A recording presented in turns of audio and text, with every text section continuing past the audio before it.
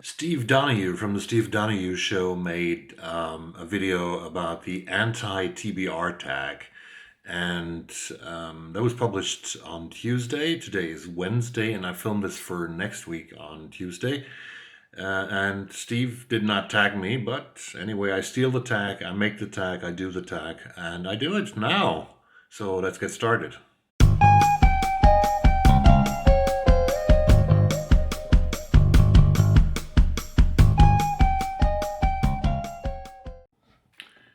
As I said, Steve Donohue made this this great video about the anti-TBR tag, and I really liked it. And let's get started with the questions that he has put. Actually, this tag is from Nicole and her books, which a channel that I haven't visited. I'm going to watch that channel. I'm going to look at your channel, Nicole. Promise. The questions. A popular book everyone loves that you have no interest in reading. Well, that is a good question. A popular book that everyone loves that you have no interest in reading. That could be a bestseller, of course, that is on the bestseller list in the UK or in the United States. Actually, honestly, after all what I've read and all what I've heard, is a super popular book is Delia Owens' debut novel, Where the Crawdads Sing. And that was number one in the United States on the bestseller list for many, many weeks, if not for months. Sold probably millions of copies. So everyone, if everyone is a large majority, many people liked it and loved it. But after all what I've heard, I'm not interested in reading that. It seems to be a very simple story. I heard that the language is not well written. And it's full of cliches. So Where the Crawdads Sing by Delia Owens, that would be a book that I would mention here in the anti-TBR tag as a book that I have no interest in reading. A classic book or author you don't have an interest in reading. And Steve said here that there is no classic book in the sense of the meaning that he would not be interested in, and no classic author. Classic authors, usually they are canonized and they have been proven to be really good over decades, sometimes over centuries. If you look at my great German companion and friend Johann Wolfgang von Goethe, or if you look at William Shakespeare, or if you look at Cervantes in Spain, those great authors, those national heralds, almost Mark Twain in the United States, probably. So those authors, I think, have survived the ages of different kinds of generations, reading them, analyzing them, and finding a meaning in them that means something to them. But in difference to Steve, I would say that because what I've learned when I studied literature many years ago in Aachen in Germany was that my great American teacher, Alan J. Hansen, I've mentioned him earlier here in this channel, Alan J. Hansen, Professor Hansen used to say, if there is a piece of art, a piece of literature, a piece of music, a piece of a movie or something else that just doesn't touch you, that you don't get touched of, that you can't answer the most fundamental of all questions, which he said is, so what? If you can't answer that question for yourself about a piece of art, about a piece of literature, then this is probably nothing for you. So I know that, for example, from when I studied English literature, that Samuel Richardson's novel Pamela, or Virtue Rewarded, from 1740 I think it's a novel of letters, is a very important work in a way for the development of British literature, and it was the first novel in letters, and by that probably it is something that has paved the way for many others. But honestly, this is about a maidservant, a 15-year-old maidservant named Pamela Andrews, whose employer, Mr. B, makes unwanted and inappropriate advances towards her after the death of his mother, and Pamela strives to reconcile, blah, blah, blah. So, I mean, when I I know that this novel exists. I know that it's there. I know that it has a meaning in the history of British literature, of English literature, and it has, as somebody, as many literary critics say, had a critical role in the development of the novel in English. But honestly, I don't want to read it. I'm not going to waste my time, excuse me, for being the bad guy here, in reading something that was written 280 years ago and that has no real attraction to myself. So maybe if I would study the form and the structure of the novel in English, then I would have to read it if I would write a thesis about it, about the topic.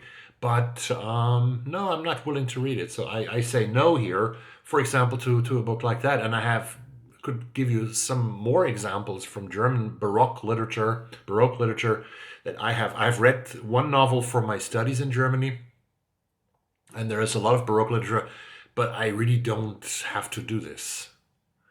The same with medieval how do you say that in English?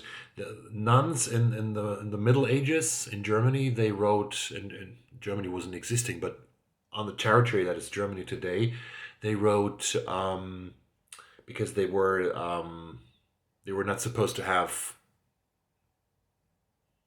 partners, no female, no male partners, sexual partners. They were supposed to be virgins, and there's a lot of literature from that time. I did a seminar about this. I attended a seminar about this. I also had a paper in that seminar.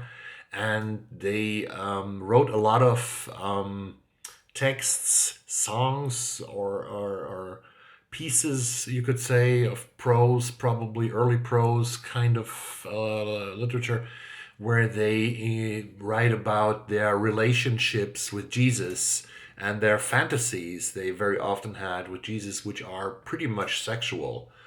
And I read a couple of those texts for the seminar and for my paper, but I wouldn't read a whole book collection with those things. It's too far away from my life and from my reality and from what I want to feel empathy about. It's not that I don't respect those people that were in history, that were living in history, but it's just so far away that I think I would focus my time, because we all have limited time in our lives, on something else. So that is my answer to question number 2.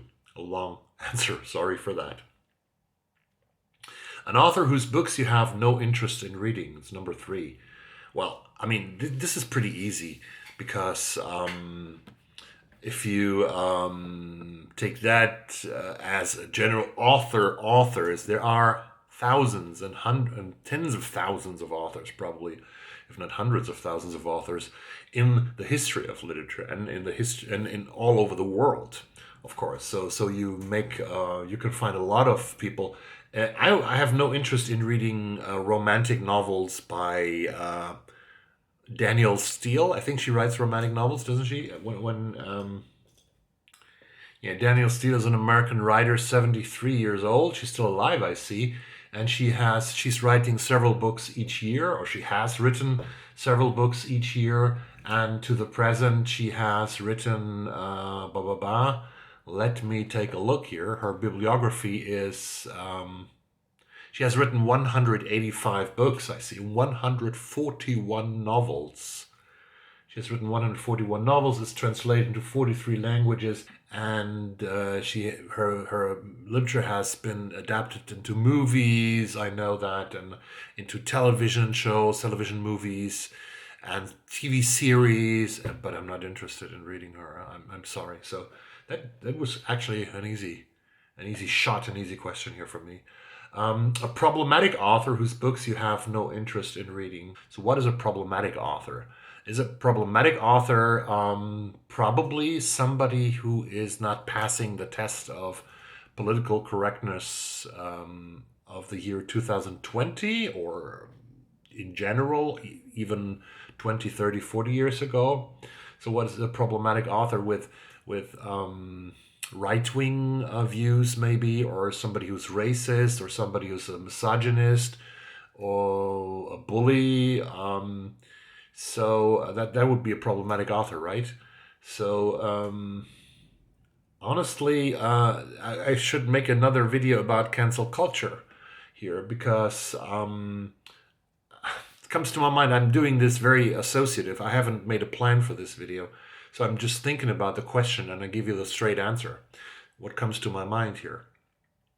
So I would say that I would say Woody Allen is an author. I loved Woody Allen's short stories, and I have them, collected short stories here somewhere on my shelf. But after all the things that happened around him, like 25 years ago, I would have loved to, or 30 years ago, I would have loved to read his autobiography.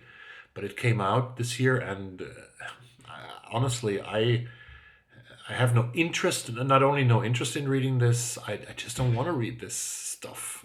It's too poisoned with the biography that has developed in a way that is not very likable. I wouldn't read Bill Cosby's biography either. Love the Cosby Show in the 80s, although I learned actually from listening to Ibram X. Kendi's amazing book, Stamped from the Beginning, that even the Cosby Show has a lot of racist stereotypes in it, although it was a series that portrayed a black family as good for the first time and made super great commercial success. But when we watched that in the 80s, we didn't know anything about what Mr. Cosby has done. So Woody Allen, I would name here. 4, an author you have read a couple of books from and have decided their books are not for you. No, I think that is not going to happen, or has never happened to me, that I have read an author a couple of books. A couple of books I would define as at least 3, because 2 is a pair, or just two. And a couple I would always define as 3 or more. It's like with a serial killer who has to kill 3 or more people to be called a serial killer. So a couple of books. I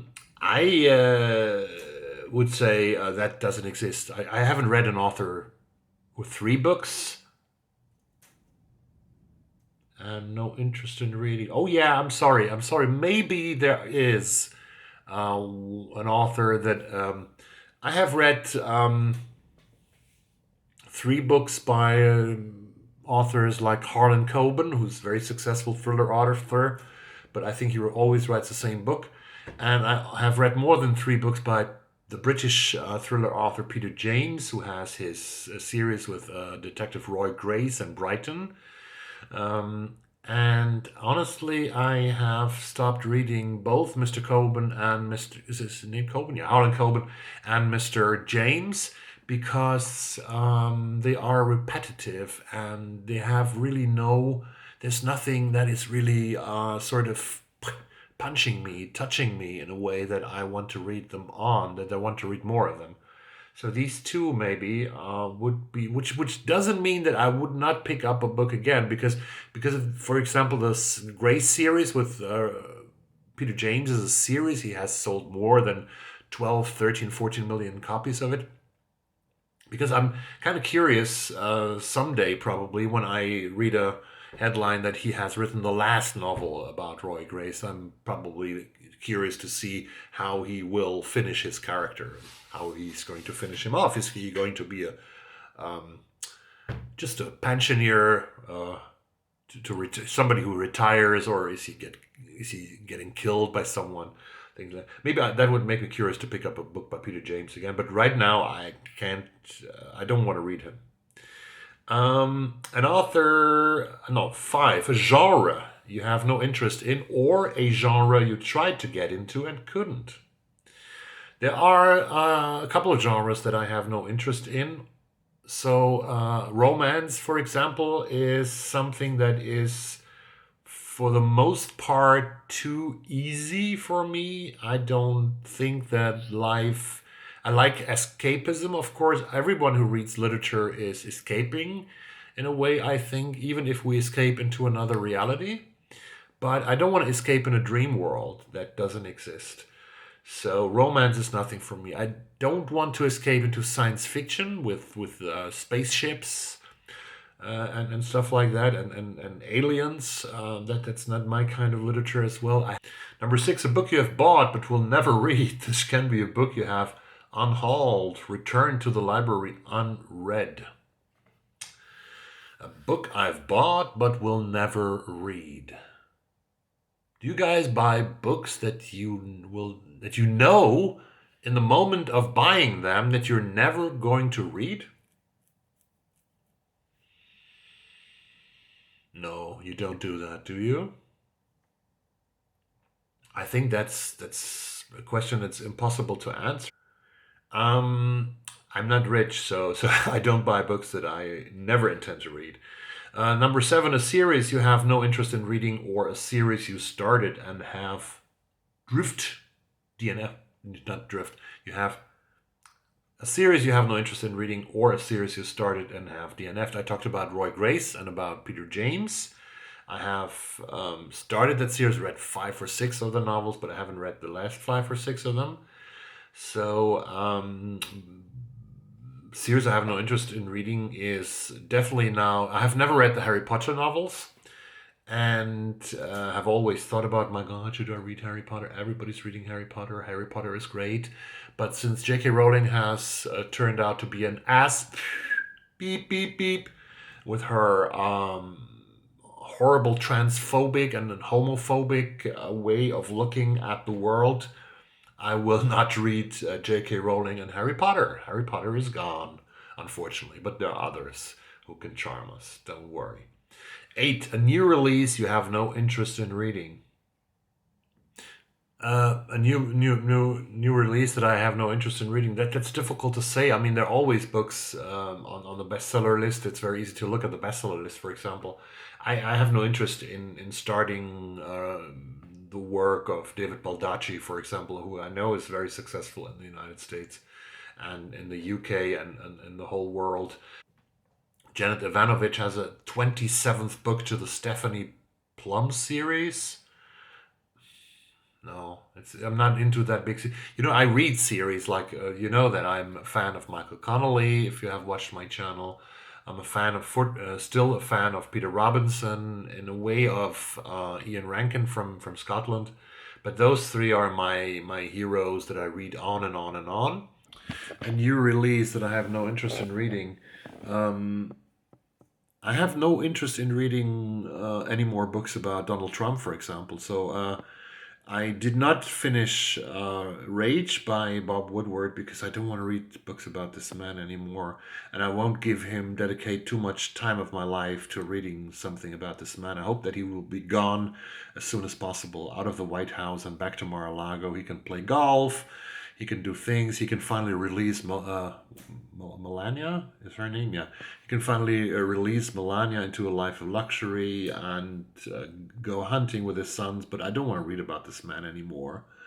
And he's not worth the time we spent with him. He really did a lot of damage to the American people and to American democracy and to democracy in general. And those are the questions that I actually had to answer for this video from Steve, that I stole from Steve Donohue. I wasn't tagged.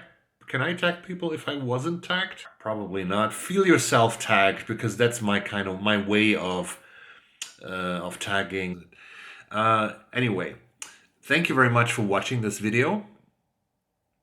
I hope that you enjoyed it. If you are a returning subscriber, I thank you so much for returning to my channel. That's really gives me a lot of, and even your comments give me a lot of pleasure and a lot of joy, and I love to answer your comments. If you are a new subscriber to the channel, please consider subscribing to it, because you help my channel to grow, and you get always free notifications if there is a new video on screen by Rainierbooks. Thank you very much for watching this. Still wear a mask. Still be careful. We see each other soon. Bye-bye.